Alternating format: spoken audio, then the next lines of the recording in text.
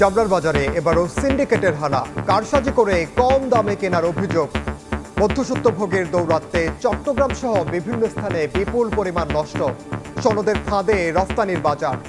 চামড়া মনে করেন যে মানে কোনো দামে নেই বলতে গেলে। বড় চামড়াগুলো 700 টাকা নিতেছে, এর মধ্যে যদি আপনার ছিঁড়া ভাড়া থাকে, সামান্য ত্রুটি থাকে, তাহলে 100-200 টাকা। 2-2.5 লাখ টাকার চামড়া আনছি, আনানোর সাথে এই চামড়া 1 টাকা মূল্য নেই। আপনার চামড়া আমি জোর করছি যে আমার কাছে নিয়ে আসেন, সরকারে নিয়ে যান। দোকান এবং আমাদের যে সক্ষমতা ছিল এটা অনেক কমে গিয়েছে।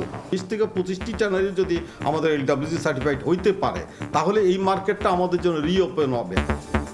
2 সিটির বেশিরভাগ জায়গার বর্জ্য অপসারণ, অনিয়মের অভিযোগ পেলেই ব্যবস্থার দাবি প্রশাসকের।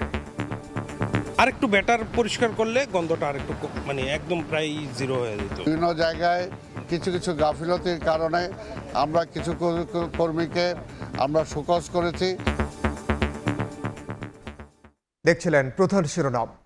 দুপুরের সময়ের সঙ্গে আছি আমি ওমর ইনান। এবার অন্যান্য শীর্ষ সংবাদ।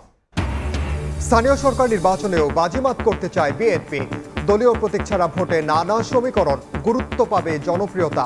দলের তৃণমূলেও হবে পুনর্গঠন। আর দিনে 6 নবজাতক মৃত্যুর ঘটনায় ভেন্টিলেশনে ত্রুটি পেয়েছে তদন্ত কমিটি। কালই দেয়া হবে তদন্ত প্রতিবেদন। দায়ীদের দৃষ্টান্তমূলক শাস্তি চায় পরিবার। ঈদের ছুটিতেও ডিএনসিসি হাসপাতালে হাম ও উপসর্গ নিয়ে রোগীর চাপ, বেশিরভাগই ঢাকার বাইরে। যাত্রাপথের জনসমাগমের সংক্রমণ আরও বাড়ার শঙ্কা। সামাজিক মাধ্যমে 89% নারী অনলাইন সহিংসতার শিকার, তথ্য জরিপের। অভিযোগ করেন না 75%। ডিজিটাল প্ল্যাটফর্মে নজরদারি ও আইনের কঠোর প্রয়োগের তাগিদ।